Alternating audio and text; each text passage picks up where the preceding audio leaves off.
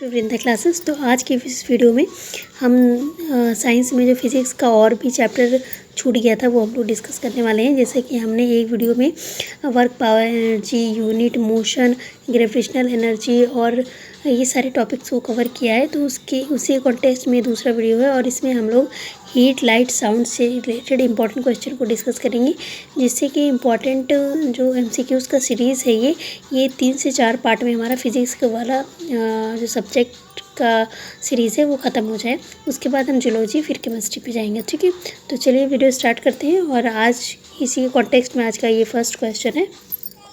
चलिए, question number first है, वस्तु को गर्म करने पर उसके अणुओं में क्या होता है। तो वस्तु को जब हम गर्म करेंगे तो उसके अणुओं में क्या होगी, चाल बढ़ जाएगी, ऊर्जा कम हो जाएगी, या भार बढ़ जाएगा या भार घट जाएगा। तो इसके लिए राइट आंसर हो जाएगा, जब हम किसी वस्तु को गर्म करते हैं तो इसकी स्पीड इंक्रीज़ हो जाती है। तो ऑप्शन नंबर 1 हम लोग यहाँ देख सकते हैं, ये राइट आंसर हो जाएगा। और यहाँ से आप एक कंसेप्ट याद कर लीजिएगा, जब हम किसी चीज़ को गर्म करते हैं यानी उसके टेम्परेचर इंक्रीज़ करेंगे तो उसकी स्पीड भी जो है वो इंक्रीज़ हो जाएगी। ये आप कंसेप्ट ध्यान में रखिएगा। ठीक है, नेक्स्ट क्वेश्चन डिस्कस कर लेते हैं। तो इसकी ऑप्शन नंबर 1 यहाँ पे राइट आंसर है। चलिए, नेक्स्ट क्वेश्चन है, किसी वस्तु का ताप किसका सूचक होता है। तो किसी वस्तु का ताप जो होता है, आप लोग बताइए किसका सूचक है। एग्जाम में पूछा गया क्वेश्चन है ये। उसके अणुओं की कुछ ऊर्जा का, उसके अणुओं की औसत ऊर्जा का, या उसके अणुओं के कुल वेग का, या उसके अणुओं का औसत गतिज ऊर्जा का।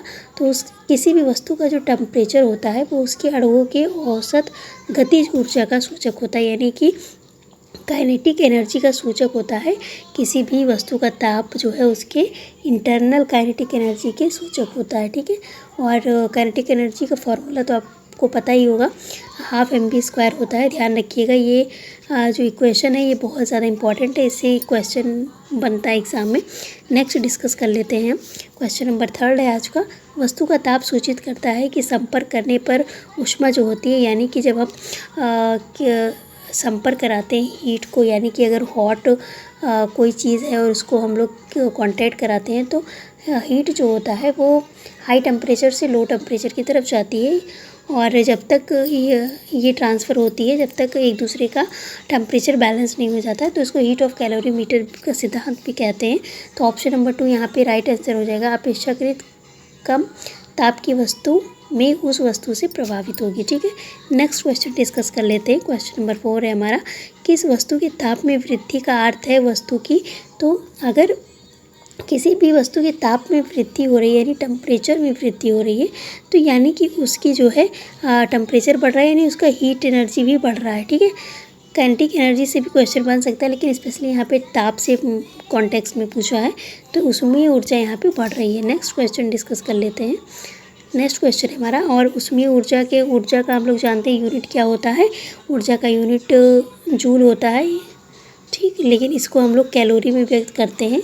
जब हीट की बात आती है, ऊष्मा की बात आती है, तो हम इसको स्पेशली कैलोरी में ही व्यक्त करते हैं। नेक्स्ट है क्वेश्चन नंबर 5 है हमारा, जब किसी वस्तु को ठंडा किया जाता है तब उसके अणुओं में क्या होता है। अभी हमने देखा कि जब टेम्परेचर बढ़ाएंगे यानी कोई चीज़ गर्म होगी तो स्पीड बढ़ जाएगी। अब ठंडा करेंगे यानी उसका टेम्परेचर कम होगा, तो कम होगा स्पीड भी। टेम्परेचर कम, टेम्परेचर ज़्यादा तो स्पीड ज़्यादा, टेम्परेचर कम तो स्पीड कम। ठीक, ये रिलेशन आपको ध्यान रखना है, दोनों डायरेक्टली प्रोपोर्शनल होते हैं तो चाल घट जाती है। ठीक है, नेक्स्ट क्वेश्चन है, ऊष्मा एक प्रकार की ऊर्जा है जिसे कार्य में बदला जा सकता है। इसके प्रत्यक्ष प्रमाण सबसे पहले किसने दिया। तो ऊष्मा एक प्रकार की ऊर्जा है जिसे वर्क में चेंज किया जा सकता है। ये बात सबसे पहले रमफोर्ड ने कही थी। तो ऑप्शन नंबर 2 यहाँ पे राइट आंसर हो जाएगा। ये फैक्चुअल क्वेश्चन आपको ध्यान रखना है।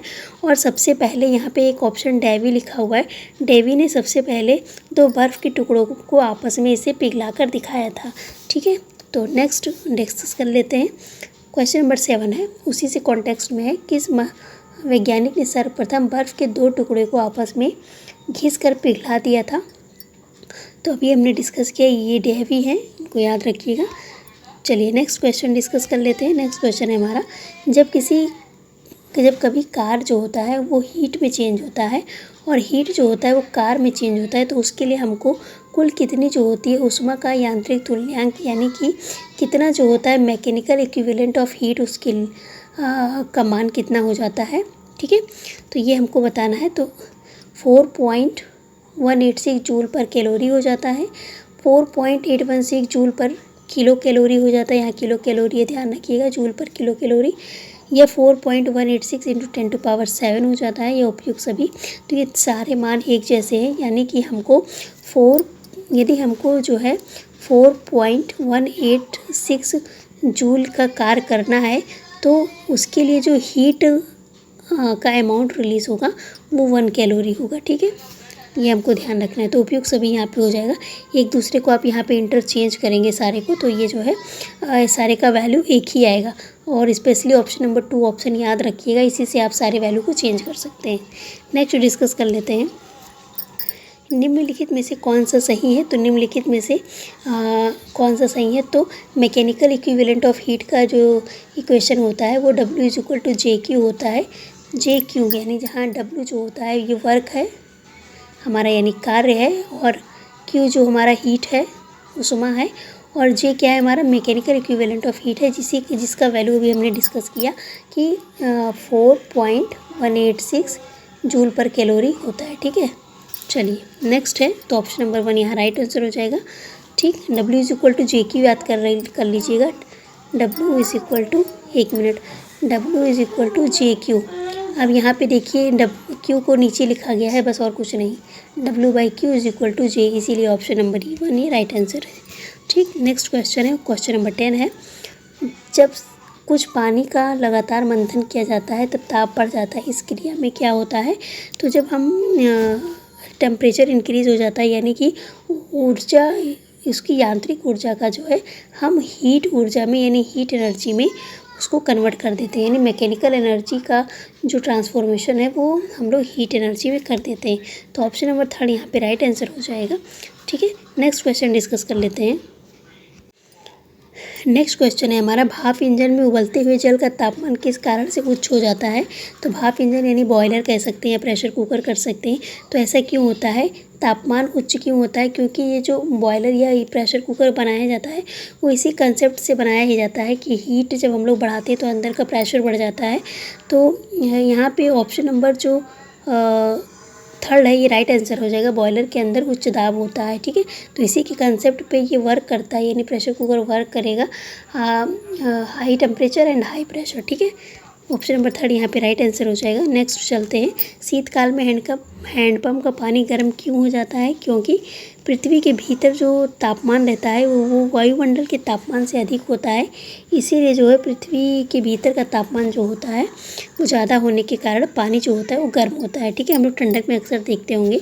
नेक्स्ट क्वेश्चन डिस्कस कर लेते हैं, एसआई सिस्टम में तापमान की यूनिट क्या है। तो तापमान की यूनिट एसआई में केल्विन है, ये हमको ध्यान रखना है। नेक्स्ट क्वेश्चन डिस्कस करेंगे, उष्मा का मात्रक इसमें से कौन सा नहीं है, यानी कि हीट का मात्रक कौन सा नहीं है। तो ये डिग्री सेंटीग्रेड, यहाँ पे हीट का मात्रक नहीं है।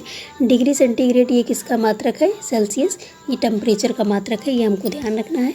और नेक्स्ट क्वेश्चन है, ताप का एसआई मात्रक क्या है, यानी टेम्परेचर का एसआई मात्रक क्या है। तो टेम्परेचर का एसआई मात्रक अभी हमने डिस्कस किया, केल्विन है। ध्यान रखिएगा सेंटीग्रेड या सेल्सियस मत लगा दीजिएगा, ठीक है। सेंटीग्रेड तो आजकल यूज भी नहीं होता, सेल्सियस यूज़ होता है, बट इसका एसआई यूनिट जो है वो केल्विन है, ठीक। नेक्स्ट क्वेश्चन डिस्कस करते हैं, 1 किलो कैलोरी उष्मा का मान कितना होता है। तो अभी हमने डिस्कस किया कि 1 कैलोरी उष्मा का मान जो होता है 4.2 इंटू 10⁻³ जूल होता है, ठीक है। जो 4.186 था इसी को 1 की जगह 2 कर दिया गया है, ठीक है। 4.2 डायरेक्ट बोल दिया गया है, इसीलिए ऑप्शन नंबर 3 यहाँ पे राइट आंसर है। नेक्स्ट क्वेश्चन डिस्कस करते हैं, जलप्रपात के आधास्थल पर जल का तापमान ऊपर की अपेक्षा अधिक होने का कारण क्या है, यानी कि जो जलप्रपात है उसके नीचे का तापमान जो होता है वो ज़्यादा क्यों होता है। अभी हमने जस्ट डिस्कस किया, क्योंकि गिर रहे जल का गतिक ऊर्जा जो होता है वो उष्मा में चेंज हो जाता है, तो इसीलिए ऑप्शन नंबर 3 हमारा यहाँ पे राइट आंसर हो जाएगा। चलिए नेक्स्ट क्वेश्चन डिस्कस कर लेते हैं, गर्मियों में तापमान 40 डिग्री सेंटीग्रेड हो जाने पर ऊँट गर्मी में राहत क्यों महसूस करते हैं, क्योंकि उनके ऊँट का जो शरीर का टेम्परेचर होता है बेसिकली वो 36 डिग्री सेंटीग्रेड होता है, और ये ज़्यादा जब टेम्परेचर बढ़ता है तो जो पसीना निकलता है उसको जो है ये जो है ऊँट का काम होता है। तो ऊँट जो होता है वो पसीने के रूप में पानी का जो क्षय होता है, जैसे जो पसीना निकलता है तो पानी का जो क्षय होता है उसको रोकते हैं, और ये जो होता है अपने शरीर के ताप को 42 डिग्री सेंटीग्रेड तक बढ़ा लेते हैं, इसीलिए वो गर्मियों में भी ठंडक नहीं या राहत का महसूस कर सकते हैं। ठीक है, चलिए नेक्स्ट क्वेश्चन डिस्कस कर लेते हैं। बर्फ़ पर दाब बढ़ने पर उसका मेल्टिंग पॉइंट क्या होता है? तो मेल्टिंग पॉइंट घटेगा। ठीक है, नेक्स्ट क्वेश्चन है, ये बेसिस का क्वेश्चन है, ये ध्यान रखिएगा।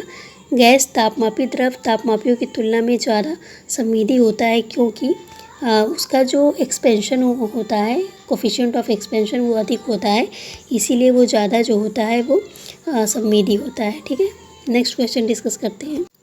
यहाँ से जो 10 क्वेश्चन है वो बहुत ही इम्पॉर्टेंट है क्योंकि ये क्वेश्चन का मोड काफ़ी अलग है, आप लोग देखेंगे अभी। चलिए, सेल्सियस मापक्रम का पर जल के क्वथनांक तथा हिमांक होते हैं, तो सेल्सियस जो मापक्रम पे जल का जो बॉइलिंग पॉइंट होता है वो कितना होता है? 100 होता है, और फ्रीजिंग पॉइंट कितना होता है? 0 डिग्री सेंटीग्रेड होता है। ठीक है, तो ये सेल्सियस माप पे है। ठीक है, इसको ऑप्शन नंबर 2 यहाँ राइट आंसर है, ध्यान रखिए आप लोग। नेक्स्ट है, अब यहीं पे जो होता है सेल्सियस पैमाने पर परम शून्य ताप कितना होता है? तो परम शून्य ताप जो होता है -273 डिग्री सेंटीग्रेड होता है। ये क्वेश्चन बहुत ही ज़्यादा इंपॉर्टेंट है, बहुत एग्जाम में पूछा जा चुका है। ठीक है, तो और यहाँ अगर केल्विन पूछा जाएगा तो 0 केल्विन हो जाएगा। ठीक है, 0 kelvin is equal to -273 degree centigrade. ये कब होगा? ये परम शून्य ताप पर ही होगा। ठीक है, नेक्स्ट डिस्कस कर लेते हैं।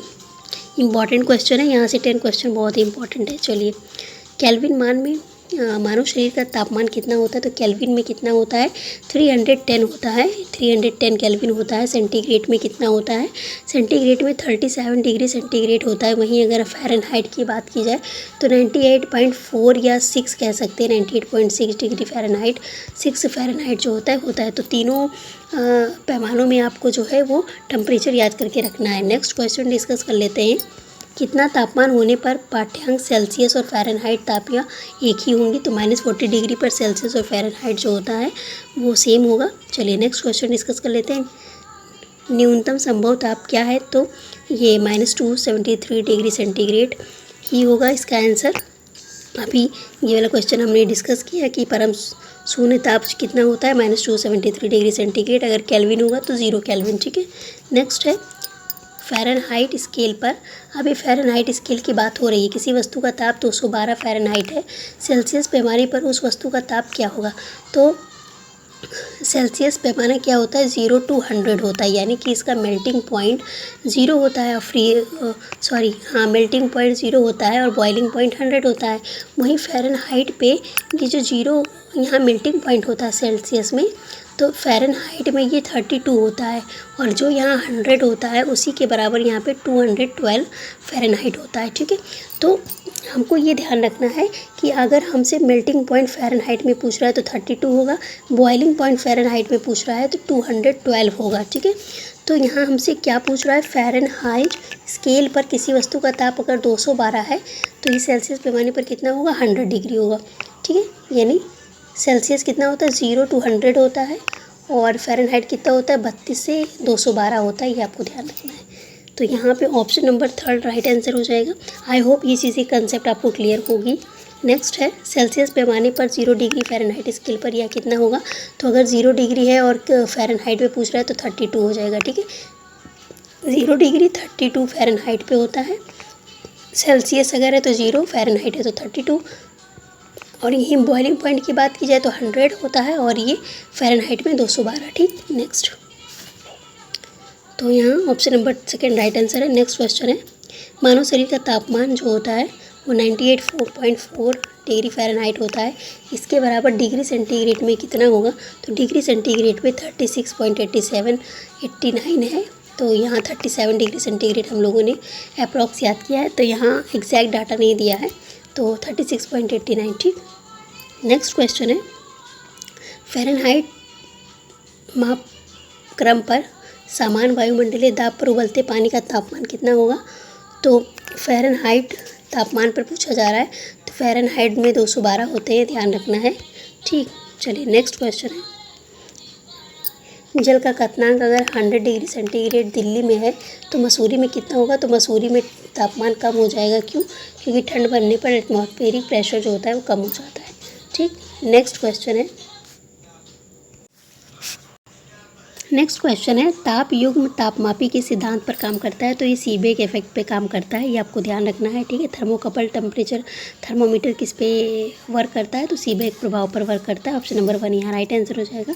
नेक्स्ट क्वेश्चन है, अत्यधिक उच्च तापों की माप किससे की जाती है, तो अत्यधिक उच्च तापों की माप जो होती है पूर्ण विकिरण उच्च तापमापी से की जाती है, यानी कि टोटल रेडिएशन पायरोमीटर से मेज़र की जाती है। इसमें जो है 800 डिग्री सेंटीग्रेड से नीचे का टेम्परेचर मेज़र ही नहीं किया जाता है, उसके एबव के जो है टेम्परेचर को मेज़र किया जाता है, और ये जो होता है ये स्टीफन्स रूल पे बेस्ड है। ठीक है, ऑप्शन नंबर 3 यहाँ राइट आंसर है। नेक्स्ट क्वेश्चन है, पूर्ण विकिरण तापमान यानी टोटल रेडिएशन पायरोमीटर जो होता है वो किस प्रिंसिपल पर वर्क करता है, तो ये स्टीफन के रूल पर वर्क जो है वो वर्क करता है। स्टीफन का रूल हम सभी जानते हैं कि जो टोटल उत्सर्जित विकिरण होता है ई वो डायरेक्टली प्रोपोर्शनल होता है परम ताप यानी सुपर टेम्परेचर के पावर 4 पर यानी T4 पर। तो ये क्वेश्चन आपको ध्यान रखना है, ई डायरेक्टली प्रोपोर्शनल होता है T पे पावर 4, यही स्टीफन रूल है। इसी पे टोटल रेडिएशन पायरोमीटर जो होता है वो वर्क करता है। ठीक है,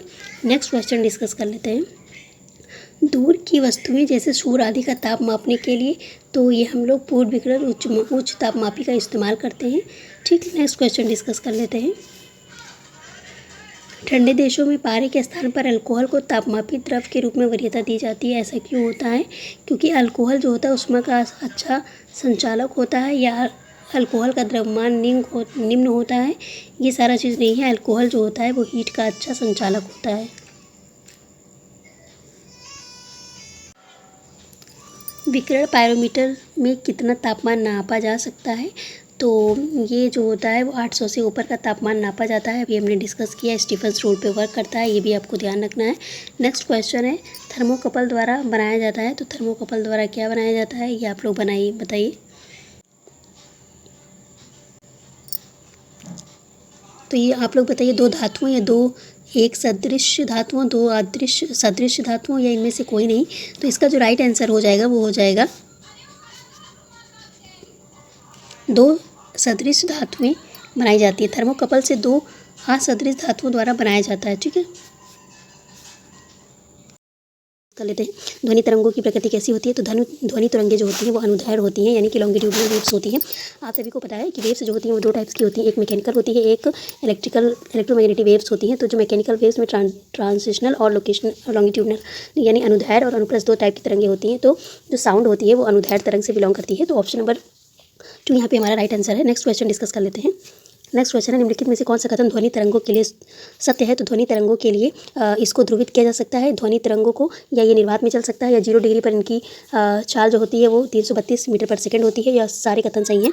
तो आप सभी को पता है ये जो अनुप्रस्थ तरंग अनुदैर्घ्य तरंगें होती हैं यानी लॉन्गिट्यूडनल वेव होती हैं, या कह सकते हैं जो मैकेनिकल वेव्स होती हैं, इनको चलने के लिए मीडियम की जरूरत होती है, ये निर्वात में ट्रैवल नहीं कर सकते हैं और ये ध्रुवित किए जा सकते हैं, इनका पोलराइजेशन नहीं होता है। ठीक है, लेकिन 0 डिग्री सेंटीग्रेड पर इसकी चाल जो होती है 332 मीटर पर सेकंड होती है। तो ऑप्शन नंबर 3 हमारा यहाँ पे राइट आंसर बनेगा। ठीक, तो ये आप लोगों को ध्यान रखना है, जितने भी मैकेनिकल वेव्स के एग्जांपल जैसे साउंड हो गया, स्ट्रिंग वाटर हो गया, स्प्रिंग हो गया, इन सारी की जो क्वालिटीज़ होती है मैकेनिकल वेव्स को कह सकते हैं, इनको चलने के लिए ट्रैवल करने के लिए मीडियम की जरूरत होती है, ये इनकी मेन स्पेशलिटी है। ठीक है, जबकि जो मैग्नेटिक वेव्स होते हैं उनमें जो होता है वो ट्रांसवर्स होते हैं यानी अनुप्रस्थ होते हैं, और उनको चलने के लिए मीडियम की ज़रूरत नहीं होती है, वो वैक्यूम में या निर्वात में ट्रैवल कर सकते हैं। और जैसे एक्सरेज हो गया, अल्ट्रावायलेट हो गया, लाइट हो गया, ठीक है, ये हमको ध्यान रखना है।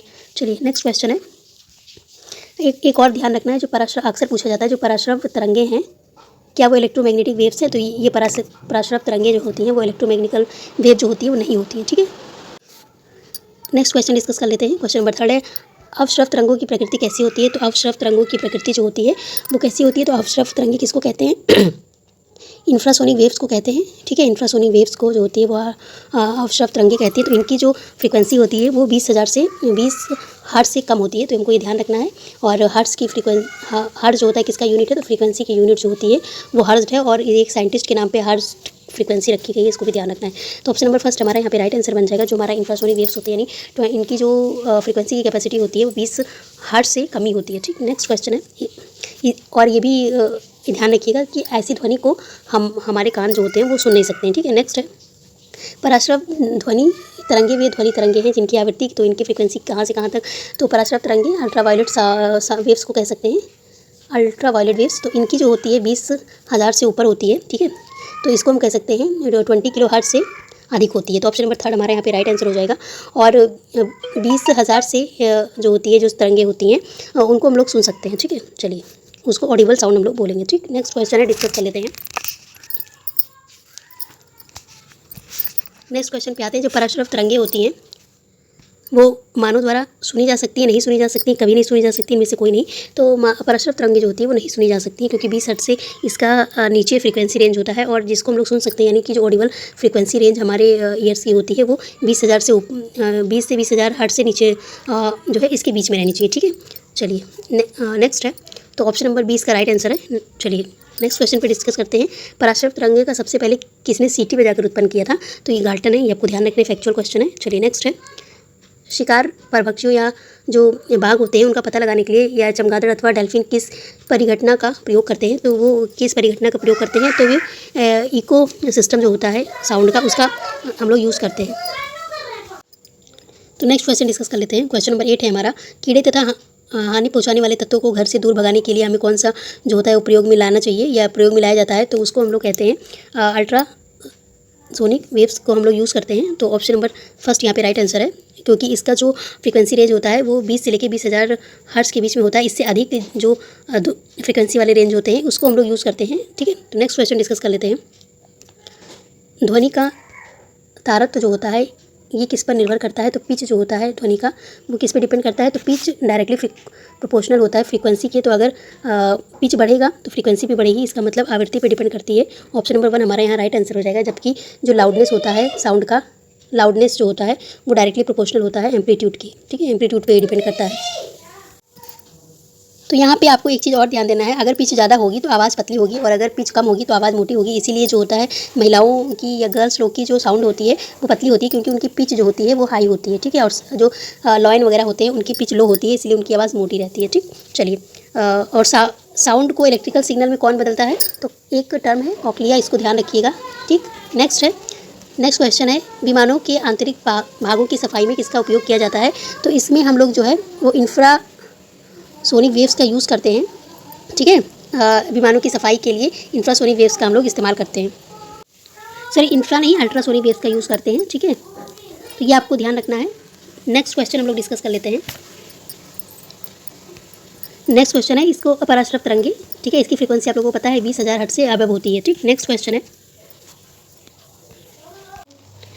चलिए नेक्स्ट क्वेश्चन है, फ्रीक्वेंसी रेंज से बहुत सारे क्वेश्चन पूछे जाएंगे। 20,000 से 20 हर्ट्ज से 20,000 हर्ट्ज के बीच में अगर कोई साउंड आती है तो उसको हम क्या कहते हैं? तो उसको हम लोग कहते हैं ऑडिबल साउंड, जिसको बोला जाता है वो कहते हैं। और इंफ्रासोनिक का जो होता है वो इंफ्रासोनिक वेव जो होते हैं वो उनको हम लोग सुन नहीं सकते हैं। और जिसका 20,000 से 20,000 हर्ट्ज के बीच में होता है उसको हम लोग श्रव्य तरंगे कहते हैं, ठीक है। तो श्रव्य या ऑडिबल ध्वनि इसको कहते हैं। ऑप्शन नंबर 4 हमारे यहाँ पे राइट आंसर बनेगा, ठीक है। नेक्स्ट क्वेश्चन डिस्कस कर लेते हैं।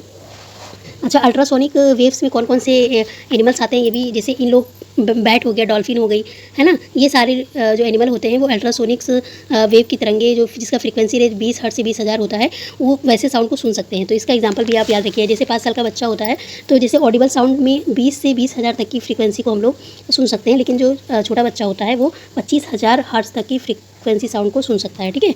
नेक्स्ट क्वेश्चन है, इन सारे फैक्ट्स को जो बीच बीच में हम डिस्कस कर रहे हैं उसको भी आप लोग को ध्यान रखना है। नेक्स्ट क्वेश्चन डिस्कस कर लेते हैं।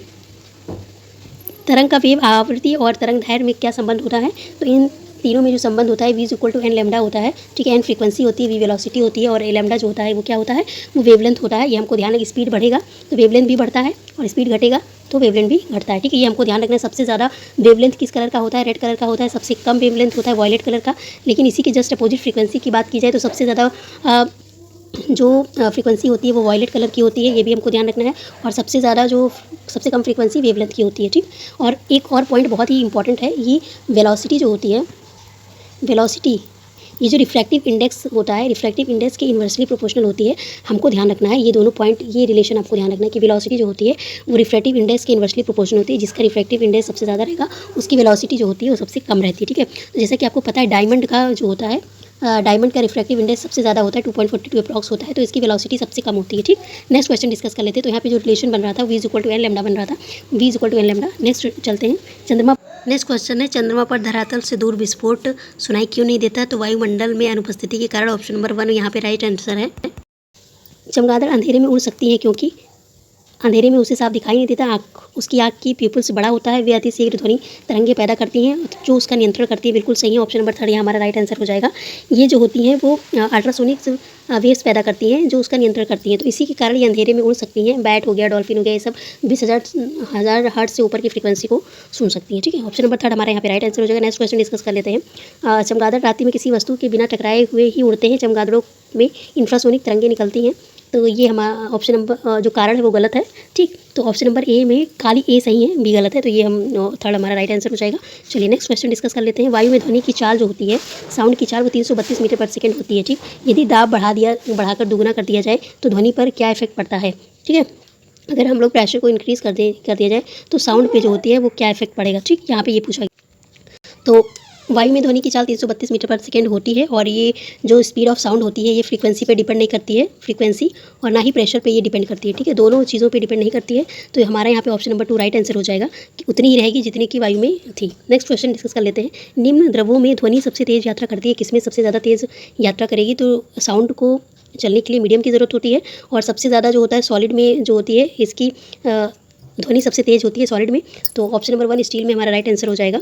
ठीक है, और एक क्वेश्चन काफ़ी पूछा जाता है, जो साउंड होता है, साउंड का कैरेक्टरिस्टिक में क्या क्या होता है। तो इसका जो लाउडनेस होता है, इसकी फर्स्ट कैरेक्टरिस्टिक, फिर उसके बाद उसका पिच, और फिर उसके बाद उसकी क्वालिटी यानी कि गुणवत्ता। अब इससे क्वेश्चन क्या पूछा जाता है, जैसे एक तरह की साउंड बज रही है तो हम उनमें पहचान कैसे करेंगे, तो उसके लिए क्या होता है, उसकी क्वालिटी यानी टिम्बर के बेस पे इसको हम लोग पहचान करते हैं, इसको भी ध्यान रखना है। ठीक है, और ये काफ़ी सारा क्वेश्चन पूछा गया है, इसीलिए यहाँ पे डिस्कस हो रहा है ये वाला पॉइंट कि साउंड की कौन सी क्वालिटी होती है। ये तीनों क्वालिटी होती हैं, और कैसे पहचानेंगे, तो ये होता है यहाँ फ्रीक्वेंसी पिच पे डिपेंड करती है, और लाउडनेस पे एम्पलीट्यूड डिपेंड करता है। ठीक है, चलिए मतलब लाउडनेस एम्पलीट्यूड पे डिपेंड करता है, और पिच जो होता है फ्रीक्वेंसी पे डिपेंड करती है। नेक्स्ट क्वेश्चन डिस्कस कर लेते हैं। बादलों की बिजली की चमक में काफ़ी समय बाद बादलों की गर्जन सुनाई देती है, इसका क्या कारण होता है। तो बादल ध्वनि तरंगों को रोक देती हैं, गर्जन बाद में उत्पन्न करती है। प्रकाश निर्वात में चल सकता है परंतु ध्वनि नहीं। प्रकाश की चाल जो होती है ध्वनि की चाल से बहुत अधिक होती है, तो इसका क्या रीज़न होता है अब।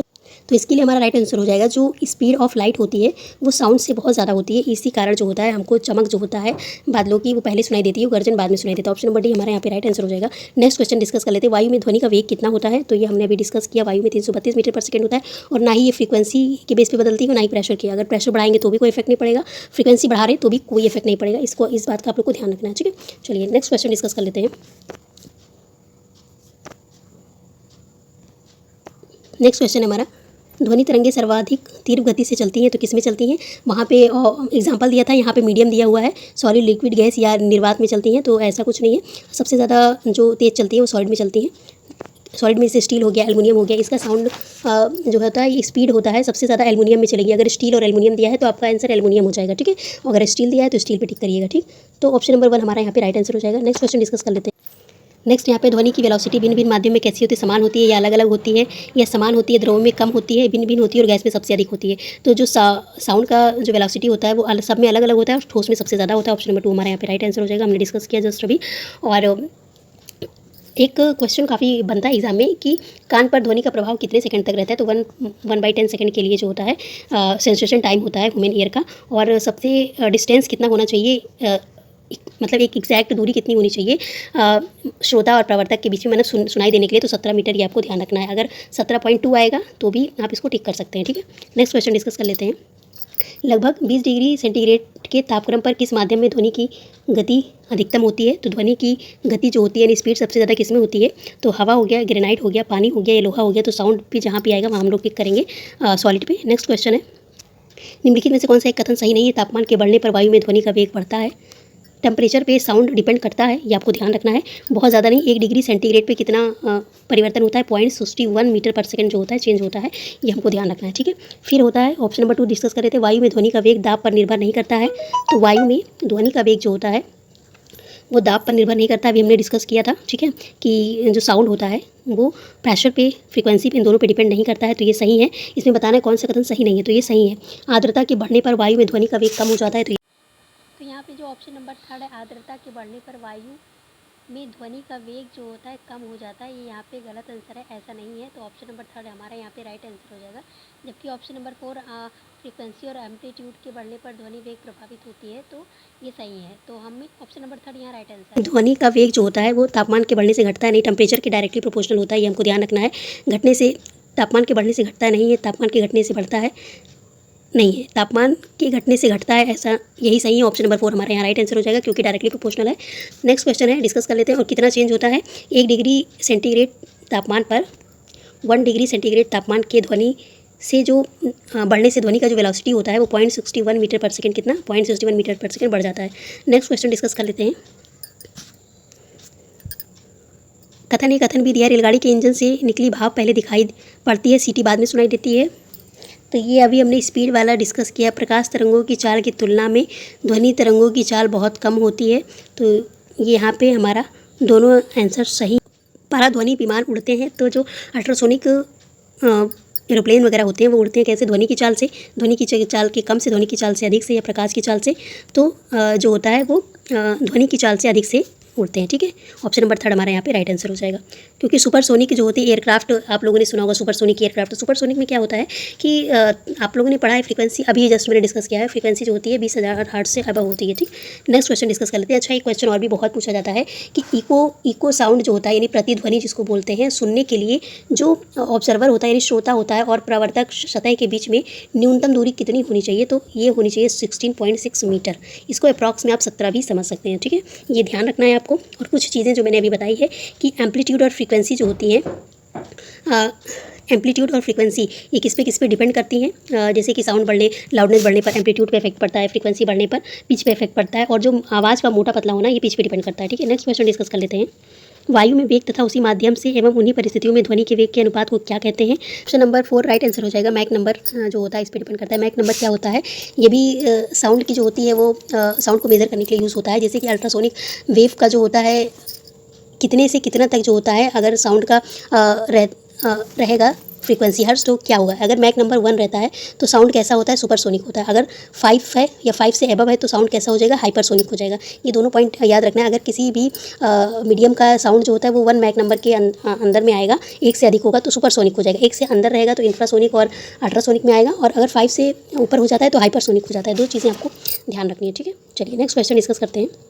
लाइट चैप्टर से रिलेटेड है, तो हम इस पूरे वीडियो में हीट, लाइट और साउंड तीनों डिस्कस करेंगे। और एक वीडियो और आएगा जिसमें एक्स्ट्रा जो चैप्टर्स आते हैं फिज़िक्स में क्लास 10th लेवल तक का, तो वो हम लोग डिस्कस करेंगे। तो ऐसे 3 वीडियो में हमारे सारे टॉपिक जो होते हैं वो कवर होते चलेंगे। चलिए ऑप्शन नंबर 1 है, और अगर आप लोगों ने पढ़ा है तो इसका रिवीजन हो जाएगा बहुत ही ईजिली से, सिंपली वे से, क्योंकि इस वीडियो को बनाने में बहुत मेहनत लगी है। मेरा भी एग्ज़ाम है तो मैं सोचती हूँ कि जो है चीज़ें सारी एक जगह मिले, जो भी है। अब रिवीजन का टाइम है तो सब इकट्ठे मिल जाता है तो अच्छा रहता है। चलिए, प्रकाश छोटे छोटे कणों से मिलकर बना होता है, तो ये कौन से छोटे कणों से मिलकर बना रहता है, तो फोटॉन से मिलकर बना रहता है। और ये प्रकाश का फोटॉन सिद्धांत है। तो ये छोटे छोटे जो होते हैं पैकेट्स के रूप में होते हैं फोटॉन। प्रकाश की जो एनर्जी होती है वो छोटे छोटे पैकेट्स के रूप में चलती हैं, ठीक है। तो इसी को फोटॉन कहते हैं। ऑप्शन नंबर डी हमारा यहाँ पे राइट आंसर हो जाएगा। नेक्स्ट क्वेश्चन डिस्कस कर लेते हैं। और एक क्वेश्चन पूछा जाता है कि फोटॉन सिद्धांत जो है वो किसके द्वारा दिया गया था, तो फोटॉन सिद्धांत जो है वो आइंस्टीन के द्वारा दिया गया था, ये हमको ध्यान रखना है। और प्रकाश के जो सारे जो कैरेक्टरिस्टिक हैं वो तो उसमें से कुछ कैरेक्टरिस्टिक जो होते हैं वो प्रूफ नहीं हो पाई थी। जैसे हम इलेक्ट्रोमैग्नेटिक वेव्स की जितनी भी प्रॉपर्टी हैं देखिए, जैसे प्रकाश का परावर्तन हो गया, अपवर्तन हो गया। प्रकाश जो होता है वो सीधी रेखा में ट्रैवल करती है, उसका विवर्तन भी होता है।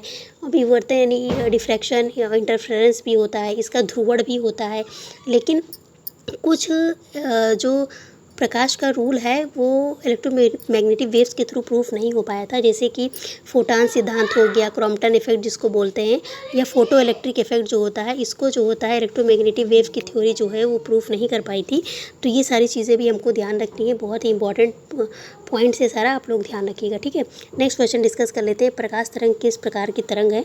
तो हमने अभी पढ़ा है कि साउंड जो होता है वो अनुदैर्ध्य होता है, लेकिन जो लाइट वेव्स होती हैं वो अनुप्रस्थ यानी कि ट्रांसवर्स वेव होती हैं, और ये मैकेनिकल नहीं इलेक्ट्रोमैग्नेटिक वेव्स का जो होती हैं वो पार्ट होती है, ठीक है। ऑप्शन नंबर 1 हमारा यहाँ पे राइट आंसर हो जाएगा। और भी जो होती है इसका एग्जाम्पल होता है, जैसे साउंड ट्रांसवर्स वेव का, ट्रांसवर्स वेव जो होता है वो इलेक्ट्रोमैग्नेटिक वेव्स के अंदर में आता है, जैसे अल्ट्रा वायलेट वेव्स हो गई है ना, अल्फ़ा रेज, बीटा रे। लेकिन जो गामा होती है, गामा किरणें जो होती हैं वो इलेक्ट्रोमैग्नेटिक वेव्स का पार्ट नहीं होती है, ये भी ध्यान रखना है। और इंफ्रासोनिक वेव्स, ठीक।